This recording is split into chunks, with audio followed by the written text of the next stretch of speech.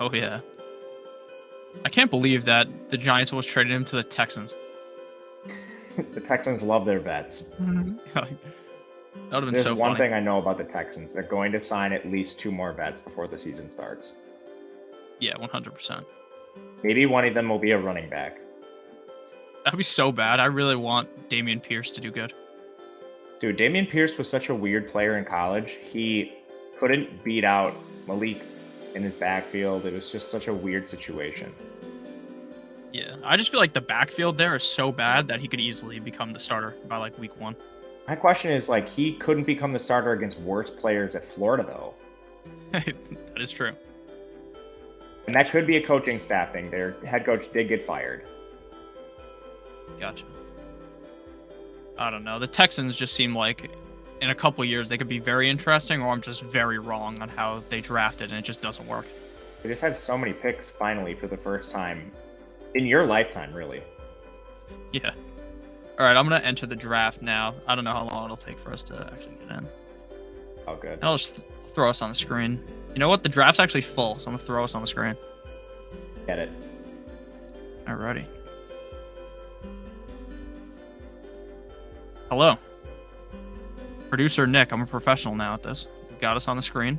Shout out to all 7 of you guys watching right now. And we are about to get into this draft. So how excited are you on a scale of 1 to 10 right now to do this draft? Dude, really excited. This is my first post-draft, like post-NFL draft, basketball draft. So I'm excited to get my lay of the land where the rookies are currently going. We've had like a week to digest it. Yeah, I'm very excited as well. Make sure that you guys hit that like button on the screen or on the stream. It really helps us out. So we are at pick, I'll tell you right now, we're at pick 11. I'm Nick Lepri. I'm joined with Matt Gajewski because I forgot to do that. How are you doing, Matt? Doing great, man. Trying to get the lay of the land with these best ball drafts post-draft. I feel like there's still a big edge. There's going to be an adjustment period, but we haven't seen enough adjustment yet. Yeah, I completely agree. It seems like not too much has moved thus far. DeAndre Hopkins is the only guy that I saw drastically move down. His ADP has plummeted, and it is now pick 72. Would you even be comfortable taking DeAndre Hopkins at pick 72? Because with how many games he's missing, I don't think I would. I don't think I would either. He probably needs to be like, I don't know, 9th, 10th round. Plus, when he comes back, is he going to play all the games then? There's always a question of health with these players too, and Hopkins hasn't necessarily had the best track record of it of late. Yeah, I definitely don't feel comfortable. Last year, I fell into the Michael Thomas trap, and after that, I feel as though there's no reason to fall into one of these wide receiver traps. At least with Hopkins, though, we'll know he'll be good to go once he's off the Dude, suspension. me and Laffy drafted so much Michael Thomas, and then we were under the impression this is at the time of the year where we were thinking he's going to be back, and then obviously the disaster ensued. That was the 2021 lack of Michael Thomas altogether. Yeah, that was very bad. So the draft began. It was Jonathan Taylor, Christian McCaffrey, Derrick Henry. Would you have done anything differently?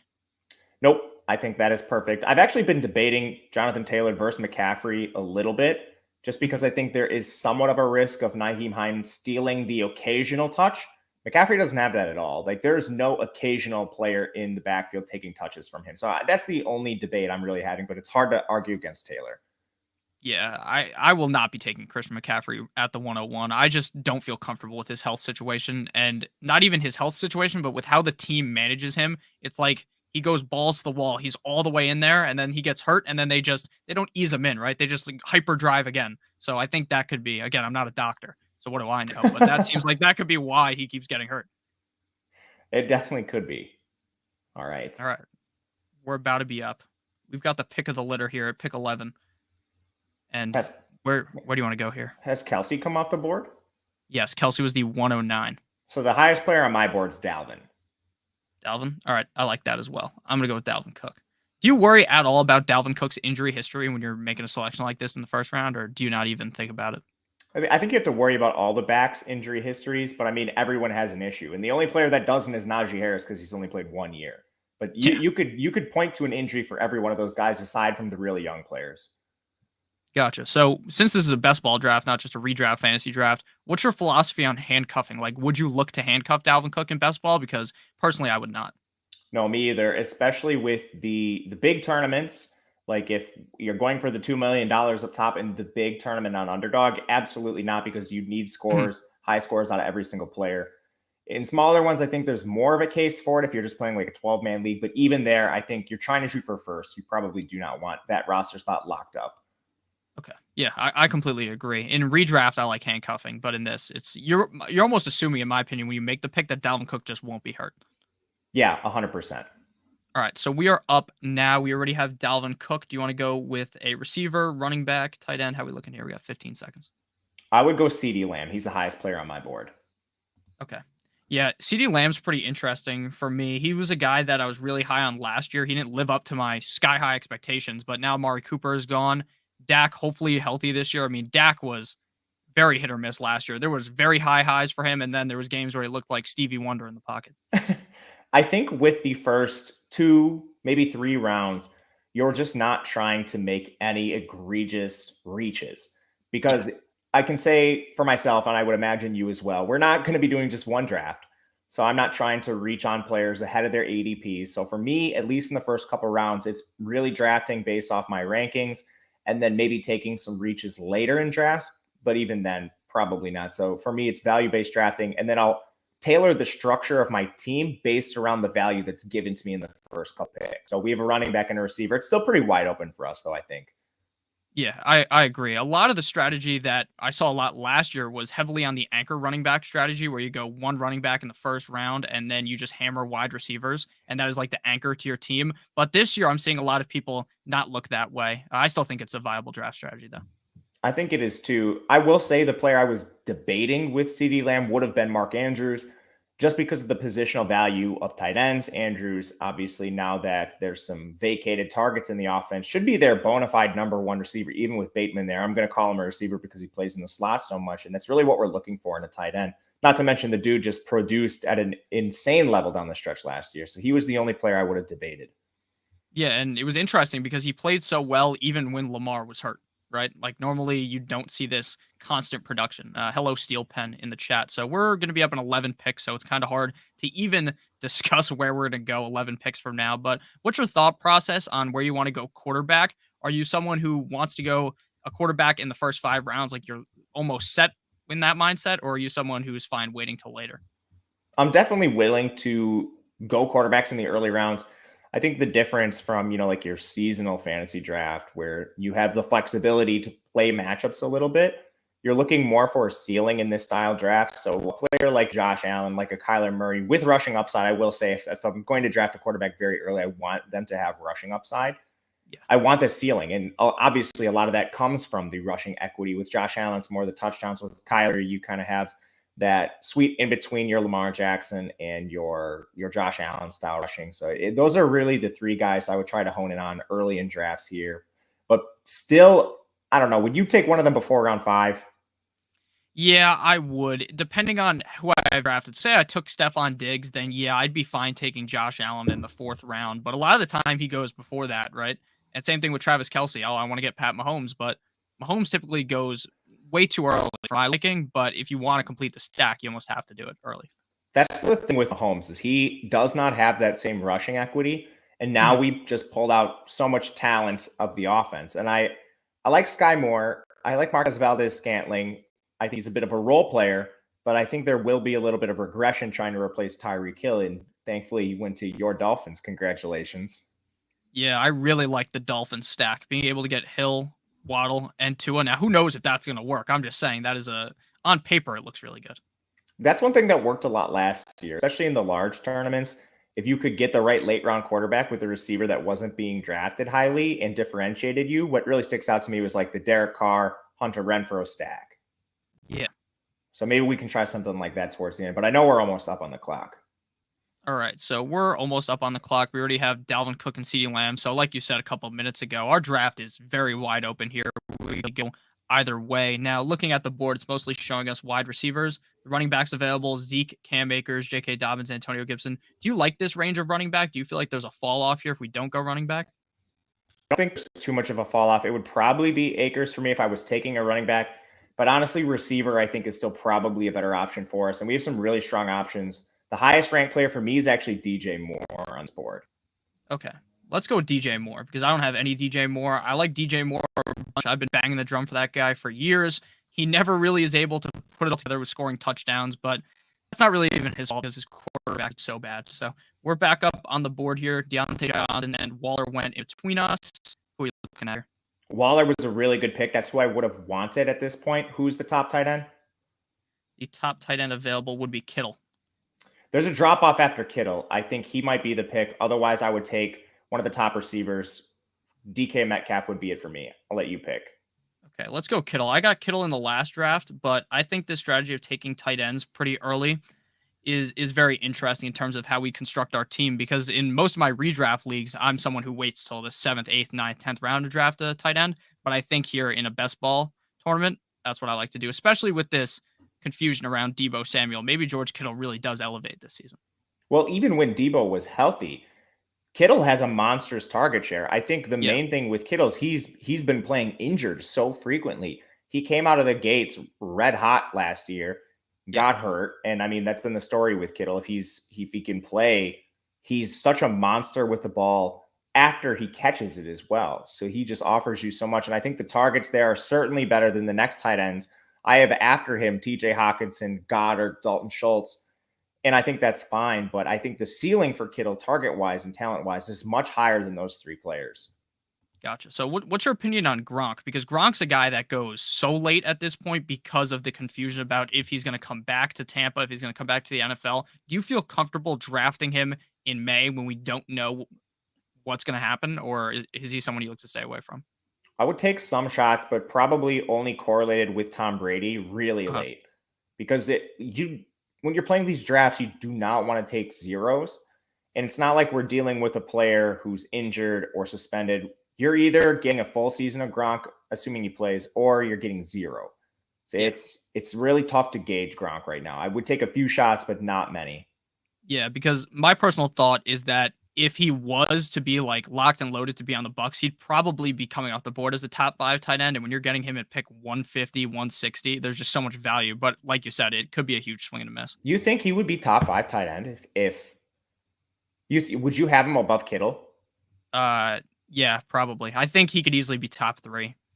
I don't think I would. Maybe that's a difference between you and me. If we were talking about like if you think he's top 3, you think he's ahead of Pitts. So for me, yes. If it was between Pitts not playing or playing the full season, I would take the same approach as you. But I think we're just a little different in terms of our projection for a healthy Gronk. Yeah, no, that's understandable. Obviously, Gronk is also not the definition of health, right? He does miss games. It's not locked and loaded that he's going to play the whole season. But just in my opinion, with how much Tampa throws the ball, I just feel very comfortable having Gronk. And he's a guy who could straight up put a huge number at your tight end position every single week. I mean, a lot of touchdown equity. They're probably the favorite to come out of the NFC. I haven't looked at the betting markets recently, but I know they're kind of neck and neck with the Packers and the Rams. So, I mean, you're getting a tight end on a top 3 team in an easier conference overall. They got a pretty difficult schedule, but I'm not really worried about that too much. The reason I didn't take a running back in the spot where we were, I wanted to prioritize another pass catcher or a tight end, is I didn't view there being a huge difference between a Cam Akers and a player you can get much later. I think even the difference between a Cam Akers type and maybe a Gus Edwards super late isn't as drastic as people think. So waiting on a Cam Akers who was horrible when he came back. I mean, there's a chance he is the bell cow, but I also think there's a chance he's splitting work now. They still have Henderson. They drafted Kyron Williams, who's one of the best pass blockers in the class. Maybe he even siphons off a few carries. I just don't know if we get the full 3-down workload for Cam Akers. And I think you can say that really about every single running back in this range. Yeah. So just waiting to pick off the cheaper ones, I think makes a lot of sense while you're just loading these bona fide number 1 receivers. Gotcha. So what are your thoughts on Travis Etienne then? Because he's in a situation where I like just drafting James Robinson in the 14th round, right? I feel like James Robinson is still, if he didn't get hurt, I'd feel a little bit more comfortable with him. But I think that he has potential to just out-touch Travis Etienne as a whole. And Travis Etienne is going inside of similar round to where we are, 5th, 6th round. I just don't really feel comfortable pulling the trigger there, despite it seems like everyone's all in on Travis Etienne. Yeah, I understand why they would be. It's the first round draft capital. He's a good pass catcher. He has elite explosiveness. There are multiple concerns now, though. It's not just the injury, but the coaching staff they have now is not the coaching staff that drafted him. It's not the Urban Meyer coaching staff any longer. It's not just James Robinson either. They spent a day 3 pick on a big banging back in Snoop Connor.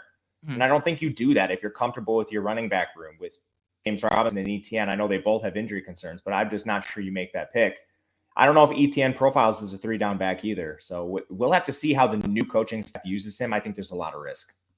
Yeah, I completely agree. So one of the more interesting picks in the 5th round, we probably won't be able to talk about for a second, was Courtland Sutton, in my opinion. I think a lot of people are really high on Jerry Jeudy when I think it should almost be the reverse, and people should be higher on Courtland Sutton. But we are up now, and we could really go anywhere here. We got 1 running back, 2 receivers, a tight end. Probably not tight end, but where are you looking here?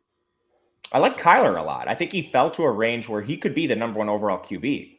I agree. Kyler was one of the guys that I talked about on a solo video a couple of days ago, as he kind of seems like the odd man out in the top 3 conversation, but I would not be surprised at all. He was the number 1 guy, even with DeAndre Hopkins out. Can you just isolate receivers so we see who's behind these guys? It's a really interesting range, but I like taking shots here. I agree. So who would you be looking for? Because my pick out of these guys, I think the highest upside is Gabriel Davis. I'd probably go with Mooney. What do you think? I think it's Gabe Davis is number 1 for me. I think he would be the pick. Man, it's really hard to make an argument against him. Yeah. You want to go with Gabe Davis, you said, correct? Yeah. Then yeah, that's also where I'd lean. I just think the upside there is immense in Buffalo. They don't have Cole Beasley anymore. They don't have Emmanuel Sanders. Gabe Davis went off in playoffs. I think Gabe Davis is going to be a very big piece of this offense, and I think his ADP is going to continue to rise, right? We got him at pick 62. I wouldn't be surprised by the time we're in August, maybe he's a 5th round pick or a 4th round pick. And so the guys coming off the board after him, we just saw Sky Moore. No idea what he's going to look like as a late 2nd round receiver. Elijah Moore now has 1st round draft capital on his team, and Garrett Wilson. Darnell Mooney's playing with Justin Fields. What does that offense look like? Brandon Cooks, kind of the same situation with Davis Mills. They added receivers late in the draft. Amon-Ra St. Brown's now competing with Jameson Williams. Hopkins is suspended. Burks is on a bad offense. So it's like you can poke holes in all of these guys, but the one thing you can't do is poke holes in the Buffalo offense. And even though he's behind Diggs and they lost their OC, they hired in-house, so there's familiarity with the system, and they run so much 4 wide that Gabe Davis is at the very least going to be on the field, I think, for 85% of the routes, which is just massive in that Josh Allen offense. Yeah, and Devontae Smith went around that range, and according to the 76ers game, he got cut. So, Devontae Smith. I mean, he has now A.J. Brown to compete with. So even last year when we saw Diggs out there, I think a lot of people were disappointed by the overall numbers that Diggs put up. And it has nothing to do with Diggs. I mean, he's an amazing player. It's just that offense spreads the ball around to Dawson Knox and now Gabe Davis. And we'll see what other receivers step up, but it's a spread offense. And just with all the touchdowns they score, I like Gabe Davis where you get him compared to taking Diggs that much earlier. Gotcha. So since our quarterback is Kyler Murray, would you be opposed to, say, in the 10th round draft Zach Ertz, or since we have Kittle, you would not look to go that way? Probably not Ertz, but I mean, there's so many options you could look to with this Arizona team. So obviously Hopkins is going to give you the suspension, but he would be a nice stacking piece. If he falls late enough, I'm willing to take him, but probably around the 9th, 10th round. I don't know if that'll happen. Outside of that, I mean, Marquise, but we don't have the chance for him here. So where would you go after that? Who would you rank behind those two? Well, they lost Christian Kirk. Christian Kirk was that guy was the definition of what people would call a best ball player, where he has like 3 good games, and that is like week winning games where this guy just drops 30 points, and there's no way to ever figure that out. Christian Kirk will have like 5 terrible games in a row, pop off, and then everyone picks him up off their waiver wire, and then he doesn't do anything for another 6 weeks. That has another crazy game. So I wish Christian Kirk was there. Outside of that, though, the wide receivers in Arizona don't seem that like no one else is stepping up, in my opinion. Like in my brain, like who would you be looking at? I hate to say it, I would probably take a flyer on AJ Green because you can get him with what 16th or later round pick. Yeah, he's 190 ADP, wide receiver. So you could get him in the last round, theoretically. 83. Yeah, you can get him very late. And that was the only other name I was thinking of. Because the other names are just I prefer him to Rondale because you have to draft Rondale so much earlier. And You lay out the 3 or 4 wide receiver configuration you see them using most often. I want to see if it's the same as mine, just based on your. I would assume that it's going to be Kyler. Well, are we assuming that D Hop is back? Yeah, let's do late in the year with D Hop back. Okay, Majority of the season. So it's going to be DeAndre Hopkins. It is going to be AJ Green, and it is going to be Rashad Bateman. Rondale? Oh, Rondale Moore. Sorry. Yeah, no, it's okay. I think that is very likely. And I'm kind of scared that when DeAndre's out, it's just Antoine Wesley out there. Like, Wesley I don't think real good last year. We've seen this so many times where Cliff won't play the short slot type receiver he drafts early, but instead he'll play the UDFAs that came out of Texas Tech. Keyshawn Johnson fits the same bill, and now it's Antoine Wesley. Yeah. AJ Green is the same player. He just plays on the opposite side. Yeah, I'm pretty confident in AJ Green having at least some fantasy relevance this year. I mean, he did show some flashes last year, so he's not awful. And I mean, we're spending a lot of time on an 18th round pick or 20th round pick, depending on your format. But we're talking specifically in our Arizona stacks because we missed Marquise, but we have the Kyler stack we're looking to complete at some point. Yeah, exactly. There's no other reason why you need to be spending 10 minutes talking about AJ Green or basically any of these late round guys, unless you're talking about stacking. All right. So our roster right now is Kyler, Dalvin Cook, CeeDee Lamb, DJ Moore, Gabriel Davis, George Kittle. Did I miss anybody? No, that's the whole team. Okay. So we got 3 receivers, still light on RB. Let's look at the running backs available to us. Yeah. See, this is what I'm saying. Clyde Edwards-Helaire is still there. Like, okay. How many picks to us? A couple? We are 3 picks away. Is Clyde Edwards-Helaire the number 1 back on your list? For me, it would probably be Cordero Patterson, just on the chance that he really gets a lot of carries. And again, I don't feel comfortable with Cordero Patterson. I also wouldn't feel comfortable with Clyde. I actually think Clyde might get outscored by Ronald Jones. That might be a hot take, though. I mean, I wouldn't be surprised. I literally have these back-to-back. I have Clyde, RB21, Cordero, RB22. Okay. Clyde on the much better offense is the decision point for me. Okay. We can go Clyde because I'm not someone who's super bullish on Clyde, and a good draft strategy in general for these drafts is to diversify. Don't just key in on a couple of players, because even if you key in on the players you think are amazing, if that's wrong, then you're gonna screw yourself too. Okay. Let's look at wide receivers. Yes. Oh man, see, there's still a lot of good players up here. Yeah. What are your thoughts on the Tyler Lockett situation? I felt very uncomfortable with Lockett last year with Metcalf, with Russell Wilson, so I don't feel super confident in it, but I think the upside is there when you are in the 8th round of a draft, so I'm fine taking Lockett. I like Lockett. I think Garrett Wilson would be the other guy I look at. I'll let you choose between them if you have a preference. All right, yeah, I'm going to go with Lockett. I think that Garrett Wilson is probably a year out from being a superstar in fantasy. I'm just not too sure how things are going to go for the Jets this season. I like taking shots on the first round receivers, but they're all kind of grouped right there. You could see them. It was Garrett Wilson at the top. So I think there's a very real chance Elijah Moore is just the number 1 receiver. We see this a lot, like in San Francisco. Ayuk has the first round draft capital. Debo has the second round draft capital, but it's Debo that stands out. And we see that a lot. So it's sometimes the number 1, sometimes it's the wide receiver 2. That's at least a concern for me. Olave is playing with one of the run heaviest teams in the league. Robert Woods coming off the ACL behind Burks. I think the safest guy there was Lockett, even though the offense is just gross. Yeah, I agree. I mean, who even knows who's going to be the starting quarterback week 1? So with the draft that we've had so far, would you consider in the next round taking another quarterback, get the 2 quarterbacks in early? Or are you someone who, we got our quarterback, we're going to wait until later and draft like Daniel Jones or something? If the right value's there, yes, because then you do not need to worry about it whatsoever.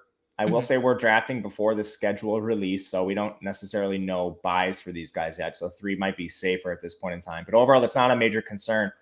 Right now, to me, can you pull up the quarterback list again? Just quickly. Yes. Right here.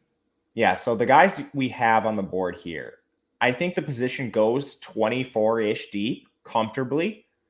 And with that said, I think I'm comfortable with 2 QBs as long as I have any of those 24 and they don't overlap in buys. Because once you get down there, I don't see any way Zach Wilson's not starting every game this year. Trevor Lawrence is starting every game this year. Fields is starting every game this year. And even if they're bad, they're going to get enough volume to produce for you in best ball. Like, again, we have Kyler. So the only reason we would have a Justin Fields enter our lineup, just assuming he'd be the guy we get late, is if Fields has like a 2-touchdown rushing game or has that ceiling performance. Yeah. All the other games where he's bad, it doesn't matter because Kyler's playing to his median, and that's why we drafted him in the 5th round. So all those guys with job security late, I like his late round flyers. And I also like because you can stack them with players. Like if we did a Zach Wilson, say we drafted Garrett Wilson instead of Tyler Lockett and we just paired him with Zach Wilson, it's such a nice late round stack. Yeah, and you can also get Elijah Moore with that as well pretty easily. Yeah, and you can say that with a lot of these guys like Trevor Lawrence, Christian Kirk. Justin Fields is a little harder. Like, you tell me who you think that wide receiver 2 is, but if you're going to take a shot, I mean, go for it. But I mean, Matt Ryan's down there. You could do it with Matt Ryan and Alec Pierce. You could do it with Matt Ryan and Paris Campbell if you think he's the guy. Tannehill might not have the most security, so maybe you do like a Daniel Jones and a Kenny Galladay. You get the point. Yeah, I think Ryan Tannehill has pretty good security for this season. I would be shocked if we saw Malik Willis, if I'm being honest. Yeah, you and I talked a lot about the rookies already, and it wasn't an expectation, in my opinion, that Malik Willis would go in the 3rd round, but it's pretty damning to him as a prospect. It's usually these guys that have 1st and early 2nd round draft capital to get on the field. I think it would have to be a disaster for Malik to get out there. Yeah, I agree. So even though we're up soon, we could just touch on this real quick. So Deshaun Watson's still available. What are your thoughts on drafting Deshaun Watson, not knowing how long he'll be suspended? My answer would be I am not very comfortable drafting Deshaun Watson right now. He's off my board at this ADP. Okay, gotcha. That's exactly what I was. And it's like, I don't want to speculate, but there's a good chance, like a good chance he's out for 8+ games. I agree. I think that where I'd set him, I'd say either 8 or 9 games is where I think he'll be suspended. But again, it could be the whole season. That's not out of question. So does that make you a lot lower on Cleveland players as a whole? I mean, I wouldn't say I'm the highest on them to begin with outside of the running backs because they're so run heavy to begin with. And that probably changes under Watson, but there's just so much volatility for an offense, which has been stagnant for a long time. Okay, I don't know. It's hard. Gotcha. We're about to be up. Where are we looking here? I like Singletary. I like him too. Who are the other running backs on the board? Can we pull all of them up? Yeah, I gotcha. So it's Kareem Hunt, Singletary, James Cook. I like Melvin Gordon a lot as well. You like James Cook more than Singletary? I think in terms of half PPR format, which Underdog is, I think I would still lean Singletary. That's interesting. He's the same size as Cook. Yeah. So we got 10 seconds. You want to go Singletary? I would go Cook, but you make the pick. I think they're both fine. I want to go Singletary because me and Savoka were talking about this like a few hours ago, that at the end of the season, Devin Singletary was like a top 10 running back 5-6 times in a row. And I think that Zach Moss is going to get his. He's going to get the receptions, but I just don't think year 1 in his rookie year, James Cook is going to be able to surpass Devin Singletary. Yeah, I think it's a bet on talent situation. Singletary was a pretty awful prospect coming out of FAU. He was very small, unathletic. That's not James Cook. But I mean, there is a learning curve to this. It's tough. But one thing I will say, I wouldn't draft James Cook here. Okay, so we are up 9 seconds. You got anything off the top of your head here? I like the receivers. Both the ones that are up top are fine with me. I like Gallup and Claypool. Okay, my lead would be Gallup. I like Gallup because of the offense, but the issue with Gallup is the injury. I think we're going to get a lot of news on these guys in the summer. So Gallup is one we will continue to get news on. Claypool, he could be the wide receiver 3. They have used Claypool in the most volatile ways. I think we can confidently say he's not the wide receiver 1 in Pittsburgh. It's Deontay Johnson. But does George Pickens come in right away and play ahead of Claypool? Based on the way they've treated him, I'm not sure. I mean, Claypool has split time with James Washington. Yeah, I mean, Claypool is one of those guys that just makes these insane plays and then at the same time just does something very stupid on the same drive. Like that Vikings game, that is just supplanted in my head where he's like pointing for a first down and there's like 4 seconds left. It's like, what are you doing?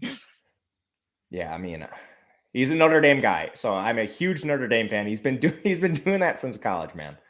Okay, all right. I've got a lot of Chase Claypool in my life.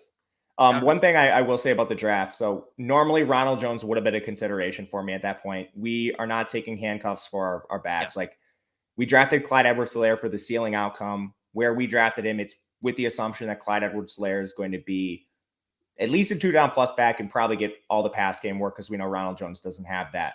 James Cook wasn't the pick for us after Singletary because for the same reasons we don't want to monopolize the Bills backfield and lower our ceiling altogether. But otherwise, if we didn't have those two players, I would have liked both Jones and Cook. I agree. What are your thoughts on, I don't know if you can see where I'm hovering, this team right here? They have Jalen Hurts, Matthew Stafford, and Deshaun Watson. Is that like a strategy you would ever try to do? Something like that? We draft 3 quarterbacks in 4 rounds? Because I don't think I've ever done that before. No, I will hold my tongue a bit and just say those are the guys you like in your drafts. Gotcha. Like when you see that, you like knowing that one of those teams is doing that.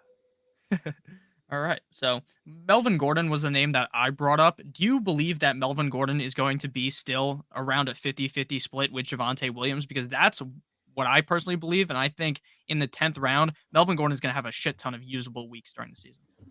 I could see that for sure. With that situation, I think the range of outcomes is skewed a little more to the downside because it's either he's going to be in the 50-50 split or he's just going to lose work. Like there's virtually no situation outside of a Javonte injury where Melvin takes on more work. Mm-hmm. Do you get what I'm saying? But there's other backs in this range that do have that outcome. James Cook is one of them, just going off what I know who came off the board like in recent play. So he's one that could see more work. Melvin doesn't. So I think there is downside with him. But if he does take the 50-50 share, you love that.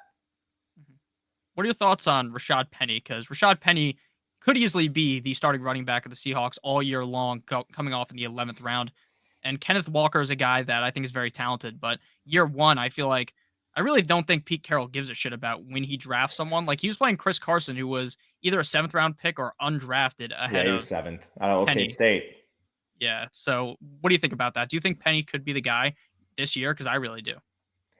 I've been trying to read the tea leaves with this a little bit. Like Pete Carroll is in his 70s and he loves to establish the run. We know this, but do you draft Kenneth Walker if you're confident Chris Carson's coming back? I think this could at least be, maybe it's me reading between the lines, but I don't know if we see Chris Carson again. So this might be a 2-back committee.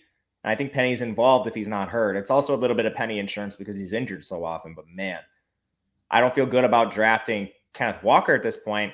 I'm a little more interested in Penny because he's a lot cheaper is really the point. Gotcha. So we are about to be up. Is this the range where we should look to be taking our second quarterback with either this pick or our next pick? That's like a couple picks away. I think so, but let's look at the board, the quarterback board. Yeah, quarterback board. We got Lawrence Wilson, Yeah, Matt we got a lot Ryan. of guys. I would wait and take a running back or receiver. I think one of the Patriots receivers could take a really big step forward. I like Parker a lot, honestly. Yeah, that's what do you who think I would about him? That's he's your Dolphin. Yeah, I've been watching this guy for years. I actually used to hate Devontae Parker with like a burning passion. I never really thought that he was this guy that we drafted him to be, that he was ever going to be this top end receiver. But last year, he really did show out well when he was healthy. And in New England, he's probably the best receiver on paper. Who do we have for running back and tight end now? Yeah, you want to look tight end too. We got Gesicki, Gronk, Pierce. Remember, we drafted Kittle early. Yeah, I don't love this range for tight end. Okay. So we are back up. You want to go running back receiver, or you want to just sprinkle one of the quarterbacks and be done? I like what you said about Dameon Pierce earlier. I think this is a great range where you can get a guy that might handle a lot of work. Yes, I completely agree. Now, am I saying this is a lock that he's going to be the starter week 1? No, but I'm saying it is possible. I mean, what has Rex Burkhead done in his career that will tell you that he's going to be the starter? And then what has Marlon Mack done besides? Well, actually, Marlon Mack had one really good season a couple years ago, but maybe that was pre-show. I don't remember if that was pre-show where we were talking about Dameon Pierce, but just to recap a little bit, Dameon Pierce could not beat out Malik Davis, I believe was his name, at Florida, another undrafted free agent type back. We were debating whether that was Florida's coaching staff's decision, who's now fired, or if it was an indictment on the Dameon Pierce talent. I think when you dig kind of underneath the Dameon Pierce raw box score data, you see a lot of really good metrics. He's awesome at forcing missed tackles. He has good explosion for a back his size. He's very big. He's playing on a bad team, but we know that James Robinson, a lot of these players that have been on bad teams still produce at a high level. So if we end up getting, let's say 200 to 250 touches out of Dameon Pierce, I think we are just printing money in this range. Yeah, in the 12th round, if you can get a guy that is going to be the starter for like half the time in the season. To me, that's really good. So if we get a guy that is the starter maybe 3/4 of the weeks, that would be great. And David Johnson's no longer there to, even though I don't think David Johnson's any good, like he would be the best one there in my book if he was still there. Yeah, I agree. I love the pass catching from David Johnson, but tight end I think was also a consideration. The reason I didn't like the tight ends in that range, like Tunyon came off the board. We don't know how many games he's going to give us. I think he'll be healthier closer to the season, but you never know. And then we saw Gajewski come off the board. It's a new coaching staff. Gajewski only plays in the slot or out wide. He doesn't line up in line. They've done nothing but invest in receiver. Do they prefer to use Durham Smythe in line and then Gajewski just becomes a rotational player? It's at least a question, and I don't have the answer. So he brings risk that some other players later do not. Like you can get Irv Smith later, who's on the board. There's a lot of names I like, even Tyler Higbee right below him. I'd be more comfortable taking those players at a later ADP than reaching on Gajewski right now. Yeah, my favorite thing watching games last year as a Dolphins fan was when Durham Smythe would score and they'd be like, touchdown, Gesicki. Like, how do you not know who Durham Smythe is or pronounce He his went name? to Notre Dame. He'd score all the time, and then they'd say it was Mike Gesicki. And so if you had Mike Gesicki in DFS, it was quite annoying if you didn't know the numbers. Yeah, that sucks. You were watching all the Dolphins games too. I didn't see them all, so this probably is like right in the forefront of your memory because I played a lot of Gesicki, but I didn't always have that game on. Yeah, Gesicki last year, he's a really interesting player. He's like one of the guys that I think is one of the more talented tight ends in the NFL. It's just really a huge question mark, like you said, on how much work he's going to get in this Mike McDaniel's offense. Could he be like George Kittle? But probably not, right? Because he can't block. All right, so our team is Kyler. Who do we have at running back receiver right now? Right. Eventually, Gotcha. we got to circle back to these single positions. We have Dalvin, Clyde Edwards-Helaire, Singletary, Damian Pierce with our last pick. CeeDee Lamb, man, I love where we got CD. DJ Moore, Gabriel Davis, Tyler Lockett, Michael Gallup, Devontae Parker, George Kittle. I like our team a lot. We are very set at the onesie positions, if you will, tight end and quarterback. I think we have a nice complement of players that have locked in roles and ceilings at running back and receiver. And then we have a lot of upside built in as well. How are you feeling? I feel very confident with our draft. The only thing we're kind of lacking is a bit of a stack, but the problem with Kyler was where we were picking. It was very hard to get any type of that stack.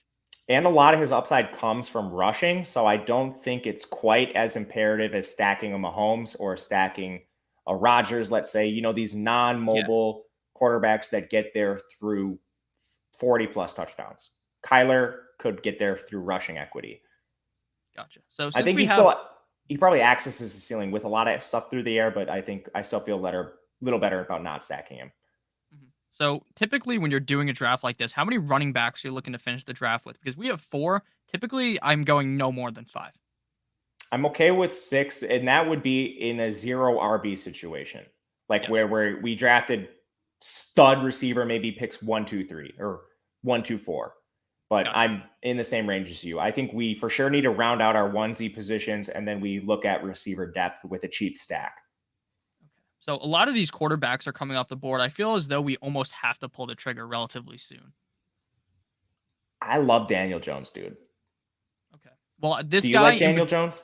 I kind of do, but the guy in between us already has 2 quarterbacks. I think we make our normal pick here first and then go quarterback. Who's up at tight end? Who do we have? Tight end, we have Higbee, Fant. I like Higbee a lot in this range.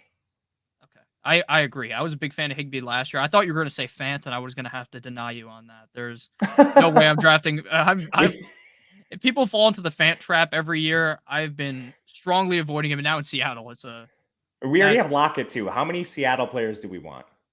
Yeah, none actually would have been the answer. None. But all right, so we're to go quarterback. You like Daniel Jones over Matt Ryan. I think that's a pretty interesting take. Yeah. I'm comfortable with either one. I'll let you break the tie, but I'll tell you why after we make the pick. I think it's going to come up here in like a second. Yeah. I like Matt Ryan better because I think he's more reliable. But if we're talking about who's going to smash this year, who's going to become like a top 5 quarterback, I don't see Matt Ryan doing that, but I could see Daniel Jones doing that. But that's obviously if like he just stops fumbling, learns how to play better, throws better, just does everything better. Yeah, I agree with you. I think we could stack Ryan a little easier later, but I'll tell you why I like Jones afterwards. All right. I think it would be easier to get stacked with Jones later, right? Depends. I think there's a lot of volatility, but you could definitely get Wandale or some other really cheap guys. All right, let's go Daniel Jones. Okay. Because I probably never draft Daniel Jones again, so I like that. All right. I like Wandale. Here's the bull case for Daniel Jones. He doesn't have anybody behind him to compete for the job. They're giving him full reign. It's full. See what Daniel Jones has this season. New coaching staff, and that coaching staff is Brian Daboll coming over from Buffalo. One of the highest pass rate over expectations, the highest rate of 4 wide receivers in the league last year. And I think their moves this offseason have pointed towards that. And you can question Wan'Dale Robinson as a pick himself, but investing more in receivers after they already invested an egregious amount last year can, to me at least, only mean that they're going to try to pass the ball. From there, Daniel Jones has mobility. No, he's not Lamar Jackson, but is he a little closer to Josh Allen on that spectrum of rusher? Certainly, and he can definitely punch in some touchdowns himself because of his size. So I think there's a lot of upside with Jones from a rushing touchdown perspective, and then just the new Brian Daboll-led offense he will be orchestrating. Yes, I completely agree with all of what you were saying. I think that Giants fans themselves will talk this situation up how you did, and then talk about how Daniel Jones is the next Josh Allen. Now, I'm Oh, not dude, I going to don't. say that. That's I would ridiculous. bet But against that, but for fantasy purposes, I don't care if they win 4 games and Daniel Jones finishes with 500 rushing yards and 5 touchdowns. That would be awesome. yeah, we already have Kyler Murray. So, like, how many games do you think we get out of Daniel Jones? 3? Can you pull up the ADPs of the Giants receivers if you have that readily available? Well, I'd have to like. Kenny Galladay is gone, so we could search Wandale. I'm Yeah, sure so he's Kenny was 125. he's off the board. Wandale is 205. Okay, so he's a last round pick. Sterling Sterling, Shepard is 204. last round pick. What else do they got that you want me to check? I think those are the top 3 I'd try to stack. Would you try to go anyone else? I'm not interested in Darius Slayton. No, I was interested in Darius Slayton like 3 years ago, and that never worked. So. Those are the top 3. And because the 2 that I like a lot are barely even being drafted, I think we could just stack Daniel Jones with our last pick or our next to last pick. Do you have a preference between the 2? No, we can just wait. Yeah, I guess we can decide that when we get there. Yeah, so a tight end I really liked that went before we got Higbee was Hunter Henry. I think Hunter Henry is going to have another great year. Now, he is strictly touchdown dependent, right? If he doesn't score a touchdown, he's useless. But I'm pretty interested in his touchdown upside. When we have a guy like Kittle, what do you think about Hunter Henry? I'm still scared about the Jonnu Smith stuff. I mean, I think he's better than Jonnu Smith. I think he showed that down the stretch last year. I also am just a little bit curious what the offense is going to look like because they were extremely run heavy last year. And I think that was predictable because of the receiving core they trotted out. They were playing with a rookie QB who probably should have been drafted top 5, but wasn't.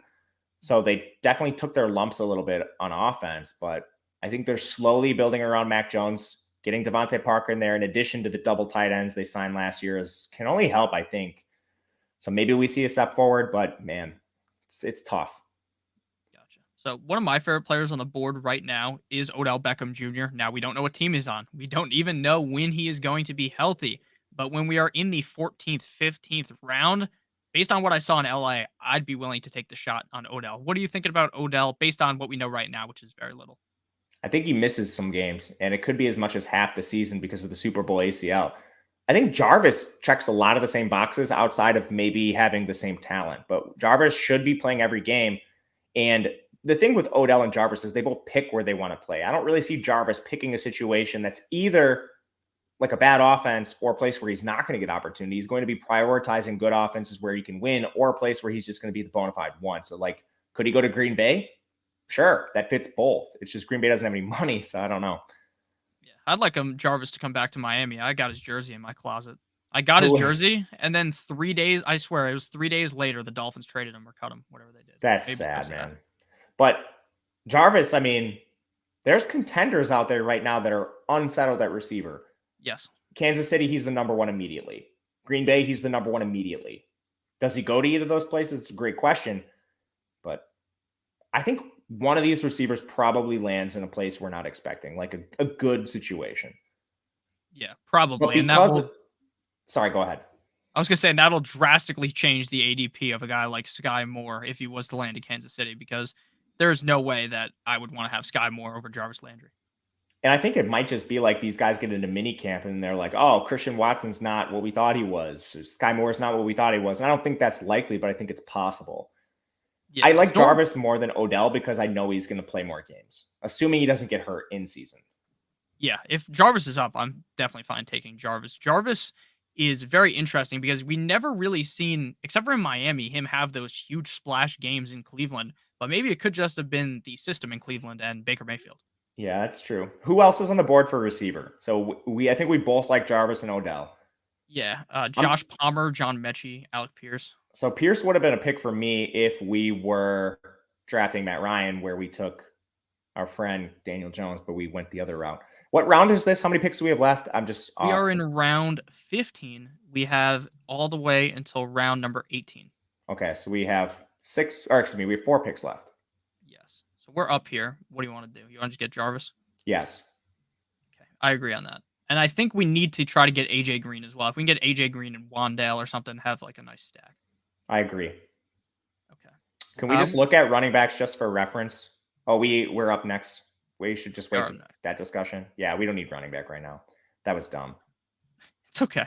Yeah, these drafts go like we're in like a weird position because we're talking through the whole stream. I feel like if we were more in the middle, it would be easier to do this. But yeah, I think we complete one of our stacks. Comfortable with either one. Okay, so I think we go AJ Green and then we take the Giants receiver that's left. Okay, yeah, let's go AJ Green. I think that's our best bet here. I think AJ Green. I always thought he was washed towards the end of his time in Cincinnati, but I think he looked a little bit better than I thought he would last year. Yeah, he looked fine. I mean, you have to know what you're getting with him. He's a 30-plus-year-old receiver. He's not Justin Jefferson, but that's not why we're drafting him. All right, now let's look at running back. We could maybe talk about the late round running backs. I think we could probably round this out with a 5th one, but we're certainly looking for a guy with upside or at least some sort of floor.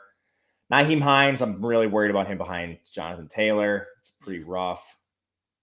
JD McKissic, I think he's probably number 1 on this board because you know what he's going to give you. Zamir could see anywhere from like 50 to 150 touches. Chuba, man. Yeah, it's all pretty bad in this range. Sony Michel might be the most interesting. Yes. What is your thoughts on Brian Robinson? Because I read something. Oh, never mind. He's already been taken. That they think that I think he's going to be the number 2 guy there ahead of McKissic. Not on third downs. Okay. Like not number 2 to Antonio Gibson, sure, but I think there's no question who's playing on third down. Okay. Yeah, McKissic is one of the more interesting players because it seems like their head coach Ron Rivera has no love for Antonio Gibson. Like Antonio Gibson just gets taken out, and magically you see J.D. McKissic have these crazy games. Can you scroll down running back a little bit? I see Kyron's at the top of the list. So Sony's not with the team. Correct me if I'm wrong. No, he was looking. Since I'm a Dolphins fan, the last thing I saw was that he met with the Dolphins. So he's not on a team. Then you have, Mark Ingram's a little interesting at this point. Yeah, Dearness Johnson's interesting, but obviously that's hoping that Chubb gets hurt.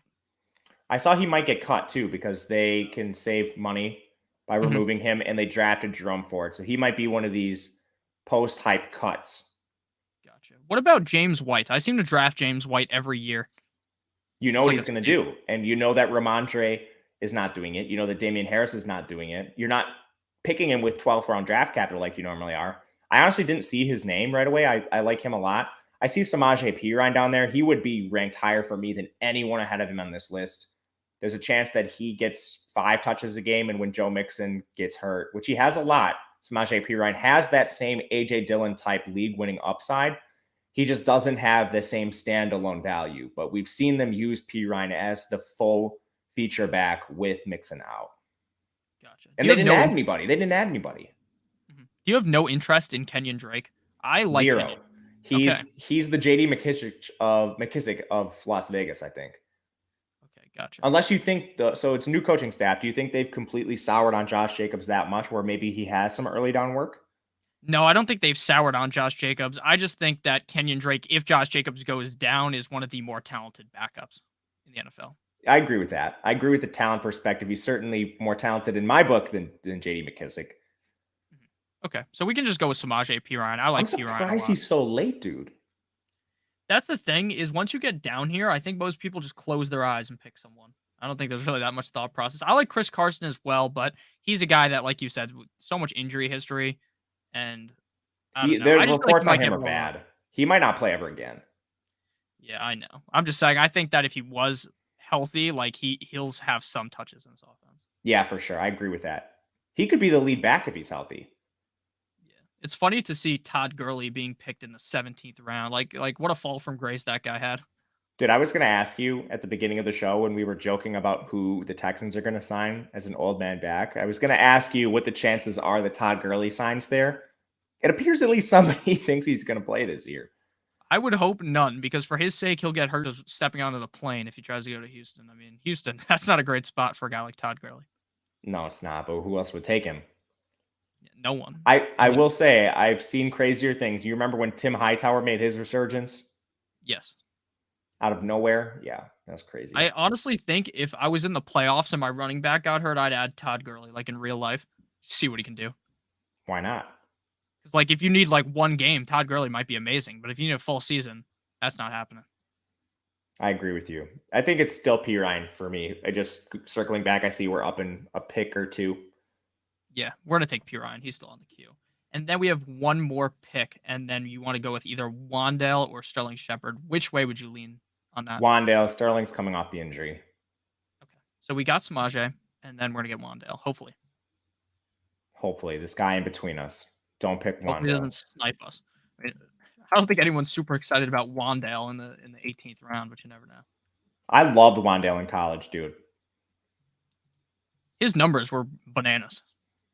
And I do the college DFS for Awesemo. So this dude was just a monster, like a priority guy you had to get every week with Kentucky. No fucking way. The guy just Did he take him? Yeah. Well, now we know what we're doing. We're gonna get Sterling Shepard then. I think we have to. That is so lame, but yeah, we do have to. Sterling Shepard's pretty. He used to be overrated, but now he's underrated. The only concern I have is injury.